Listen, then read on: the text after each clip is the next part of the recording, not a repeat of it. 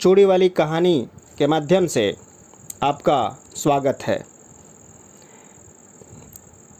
जयशंकर प्रसाद की इस यथार्थपरक कहानी में जीवन के सत्यों को उद्घाटित किया गया है।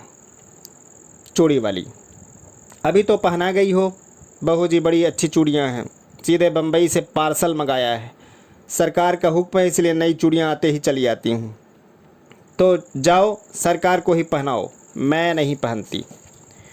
बहू जी जरा देख तो लीजिए, कहती हुई मुस्कुराती हुई ढीठ चूड़ी वाली अपना बक्स खोलने लगी। वह 25 वर्ष की एक गोरी छरहरी स्त्री थी।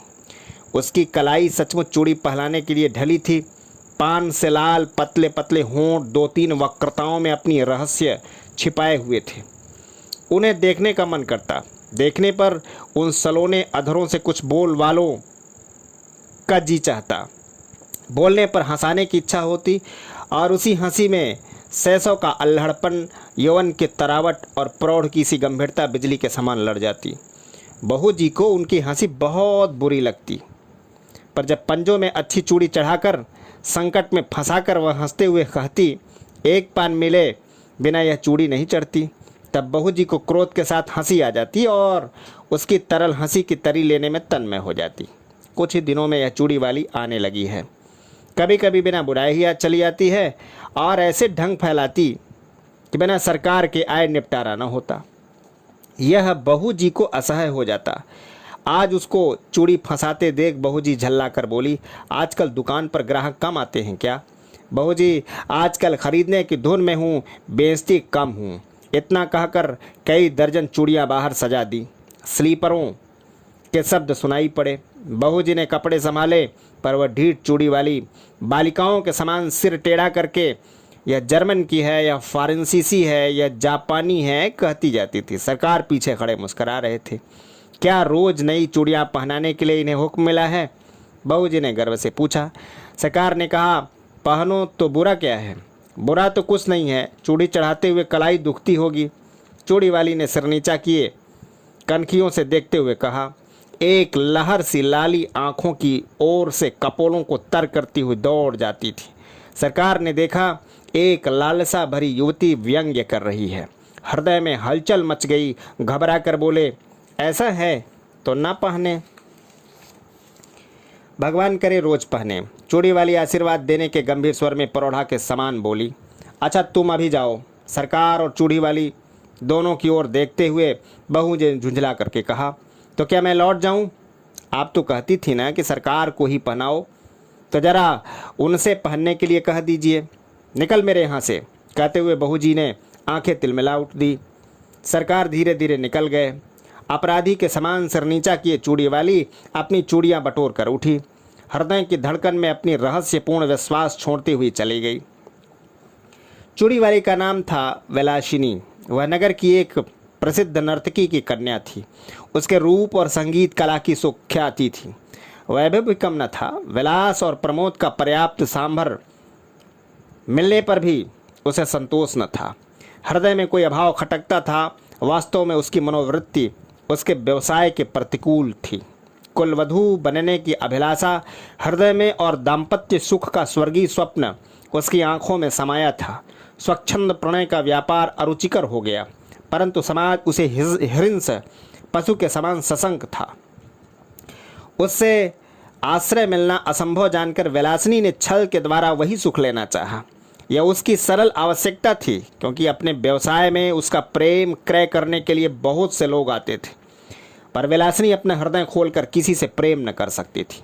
उन्हीं दिनों सरकार के रूप, यौवन और चारित्र के लोभ से वह वहां तक गई। नगर के समीप बाबू विजय कृष्ण की अपनी जमींदारी में बड़ी सुंदर अट्टालिका थी, वहीं रहते थे। उनके अनुचर और प्रजा उन्हें सरकार कहकर बुलाती थी। विलासिनी की आंखें विजय कृष्ण पर पड़ गई। अपना चिर संचित मनोरथ पूर्ण करने के लिए वह कुछ दिनों के लिए चूड़ी वाली बन गई थी। सरकार चूड़ी वाली को जानते हुए भी अनजान बने रहे। अमीरी का एक कौतुक था, एक खिलवाड़ समझकर उसके आने जाने में बाधा न देते। विलासिनी के कलापूर्ण सौंदर्य ने जो कुछ प्रभाव उसके मन पर डाला था, उसके लिए उनके सुरुचिपूर्ण मन ने अच्छा बहाना खोज लिया था। वे सोचते, बहू जी का कुलवधू जनोचित सौंदर्य और वैभव की मर्यादा देखकर चूड़ी वाली स्वयं पराजय स्वीकार कर लेगी और अपना निष्फल प्रयत्न छोड़ देगी। तब तक यह एक अच्छा मनोविनोद चल रहा है। चूड़ी वाली अपने कौतूहलपूर्ण कौशल में सफल न हो सकी थी, परंतु बहू जी के आज के दुर्व्यवहार ने प्रतिक्रिया उत्पन्न कर दी और चोट खाकर उसने सरकार को घायल कर दिया। अब सरकार प्रकाश रूप में उसके यहाँ जाने लगे। विलास रजनी का प्रभात भी चूड़ी वाली के उपवन में कटता। कुल मर्यादा, लोकलाज और जमींदारी सब एक और चूड़ी वाली अकेले। दालान में कुर्सियों पर सरकार और चूड़ी वाली बैठकर रात्र जागरण का खेद मिटा रहे थे। पास ही अनार का वृक्ष था, उसमें फूल खिले थे। एक बहुत ही छोटी काली चिड़िया उन फूलों में चोंच डालकर मकरंद पान करती और कुछ केसर खाती, फिर हृदय विमोहक कल नाद करती हुई उड़ जाती। सरकार बड़ी देर से कौतुक देख रहे थे। बोले, इसे पकड़कर पालतू बनाया जाए तो कैसा? यह फूल सूंघी है, पिंजरे में जी नहीं सकती। उसे फूल का ही प्रदेश जिला सकता है, स्वर्ण पिंजर नहीं। उसे खाने के लिए फूलों की केसर का चारा और पीने के लिए मकरंद मंदिरा कौन जुटावेगा? पर इसकी सुंदर बोली संगीत कला की चरम सीमा है। वीणा में भी कोई कोई मीड़ ऐसी निकलती होगी। इसे अवश्य पकड़ना चाहिए, जिसमें बाधा नहीं, बंधन नहीं, जिसका सौंदर्य स्वच्छंद है। उस असाधारण प्राकृतिक कला का मूल्य क्या बंधन है? कुरुच के द्वारा वह कलंकित भले ही हो जाए, परंतु पुरस्कृत नहीं हो सकती। उसे आप पिंजरे में बंद करके पुरस्कार देंगे या दंड?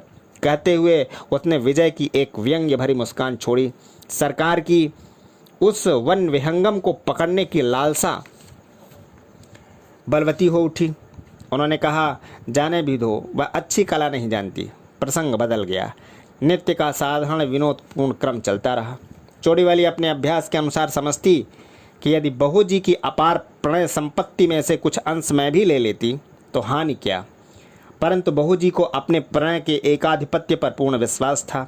वह निष्क्रिय प्रतिरोध करने लगी। राज्य क्षमा के भयानक आक्रमण से वह घुलने लगी और सरकार वन विहंगिनी विलासिनी को स्वायत्त करने में दत्तचित्त हुए।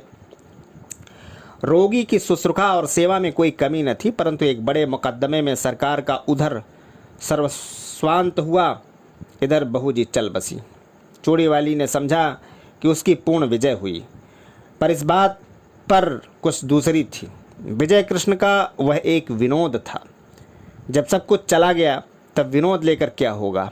एक दिन चूड़ी वाली से छुट्टी मांगी। उसने कहा, कमी किस बात की है? मैं तुम्हारी ही हूँ और सब विभव भी तुम्हारा है। विजय कृष्ण ने कहा, मैं वेश्या की दी हुई जीविका से पेट पालने में असमर्थ हूँ। चूड़ी वाली बिलखने लगी। विनय किया, रोई, गिड़गिड़ाई, पर विजय कृष्ण चले ही गए। वह सोचने लगे कि अपना व्यवसाय और विजय की गृहस्थी बिगाड़ कर जो सुख खरीदा था उसका कोई मूल्य नहीं। मैं कुलवधू होने को उपयुक्त नहीं। क्या समाज के पास इसका कोई प्रतिकार नहीं? इतनी तपस्या और इतना स्वार्थ त्याग व्यर्थ है। परंतु विलासिनी यह नहीं जानती थी कि स्त्री और पुरुष संबंधी अब समस्त अंतिम निर्णय करने में समाज कितना ही उदार क्यों न हो, दोनों पक्षों के सर्वथा संतुष्ट नहीं कर सका और न कर सकने की आशा है। यह रहस्य सृष्टि को उलझा रखने की कुंजी है। विलासिनी में बहुत दूर सोच समझकर अपनी जीवनचर्या बदल डाली। सरकार से मिली हुई जो कुछ संपत्ति थी उसे बेचकर पास ही के गांव में खेती करने के लिए भूमि लेकर के आदर्श हिंदू गृहस्थ की सी तपस्या करने में अपना बिखरा हुआ मन उसने लगा दिया। उसके कच्चे मकान के पास एक विशाल वटवृक्ष और निर्मल जल का सरोवर था। वहीं बैठकर चूड़ी वाली पथिकों की सी सेवा करने का संकल्प किया। थोड़े ही दिनों में अच्छी खेती होने लगी और अन्न से उसका घर भरने लगा। भिखारियों को अन्न देकर उन्हें खिलाकर अकथनीय सुख मिलता। धीरे धीरे दिन ढलने लगा। चूड़ी वाली को सहेली बनाने के लिए यौवन का तीसरा पहर करुणा और शांति को पकड़ लाया। उस पंथ से चलने वाले पथिकों को दूर से किसी कला कुशल कंठ की तान सुनाई पड़ी, अब लो न सानी, अब न सही हूँ। वट वृक्ष के नीचे एक अनाथ बालक नंदू को चना और गुड़ की दुकान चूड़ी वाली ने करा दी थी। जिन पथिकों के पास पैसे न होते उनका मूल्य वह स्वयं देकर नंदू की दुकान में घाटा न होने देती और पथिक विश्राम किए बिना उस तालाब से न जाता। कुछ ही दिनों में चूड़ी वाली का तालाब विख्यात हो गया। संध्या हो चली थी। पखेरुओं का बसेरे से लौटने का कोलाहल मचा। और वट वृक्ष में चहल पहल हो गई। चूड़ी वाली चरनी के पास खड़ी बैलों को देख रही थी। दालान में दीपक जल रहा था। अंधकार उसके घर और मन में बारजोरी घुसा चला जा रहा था।